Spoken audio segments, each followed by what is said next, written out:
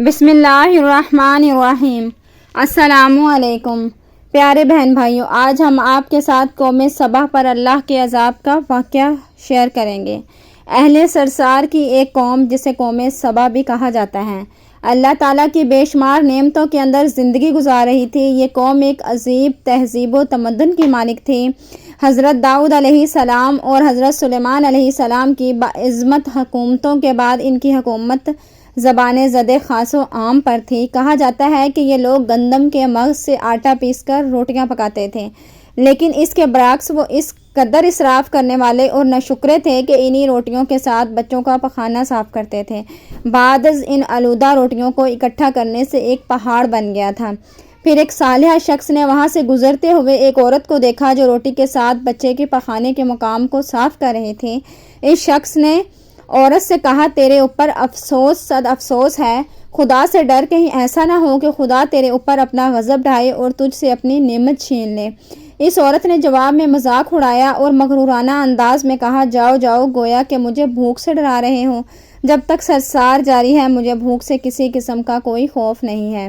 کوئی زیادہ عرصہ نہیں گزرا تھا کہ اللہ تعالیٰ نے ان لوگوں پر اپنا غضب ڈھایا۔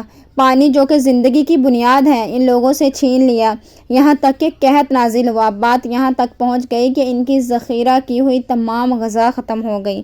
آخر کار وہ مجبور ہو گئے کہ انہیں آلودہ روٹیوں پر ٹوٹ پڑے جو ان لوگوں نے اکٹھی کر کے پہاڑ کے مانند ڈھیر لگایا ہوا تھا، بلکہ وہاں سے روٹی لینے کے لیے صف لگتی کہ تاکہ ہر کوئی وہاں سے اپنے حصے کی روٹی لے سکے۔ کفران نعمت، قحط اور ان کی بدحالی کے بارے میں متعدد روایات موجود ہیں۔ سورہ نحل کی آیات نمبر 112 اور 113 میں یوں ارشاد ہوتا ہے، جس کا ترجمہ کچھ یوں ہے، اور اللہ نے اس بستی کی بھی مثال بیان کی ہے جو محفوظ اور مطمئن تھی، اس کا رزق ہر طرف سے باقاعدہ آ رہا تھا، لیکن اس بستی کے رہنے والوں نے اللہ کی نعمتوں کا انکار کیا تو خدا نے انہیں بھوک اور پیاس کا مزہ چکھایا، صرف ان کے ان اعمال کی بنا پر کہ جو وہ انجام دے رہے تھے، اور یقیناً ان کے پاس رسول آیا تو ان لوگوں نے ان کو جھٹلایا، تو پھر ان تک عذاب آ پہنچا کہ یہ سب ظلم کرنے والے تھے۔ اس قوم سبا کے بارے میں ایک اور واقعہ بیان ہوتا ہے کہ ان لوگوں نے اپنی زراعت کو بہتر طور پر کاشت کرنے کے لیے پانی ذخیرہ کرنے کی خاطر بلک کے 2 پہاڑوں کے درمیان ایک بہت بڑا بند معرب تعمیر کیا ہوا تھا۔ سوراخ اور دوسرے پہاڑوں سے گزارا ہوا پانی اس بند میں آ کر وافر مقدار میں جمع ہو جاتا تھا۔ قوم سبا نے اس پانی سے صحیح طور پر استفادہ کرتے ہوئے وسیع و عریض اور بہت سے خوبصورت باغات لگائے اور کھیتی باڑی کو رونق بخشی۔ ان باغات کے درختوں کی شاخیں اس قدر پھلوں سے لدی ہوتی تھیں کہ کہتے ہیں کہ اگر کوئی شخص سر پر ٹوکری رکھ کر ان کے نیچے سے گزرتا تو پھل خود بخود ٹوکری میں گرنا شروع ہو جاتے اور قلیل مدت میں ٹوکری تازہ پھلوں سے بھر جاتی، لیکن نعمتوں کی کثرت نے انہیں شکر کرنے کی بجائے سرمست اور غافل کر دیا، یہاں تک کہ ان کے درمیان بہت بڑا طبقاتی نظام وجود میں آ چکا تھا۔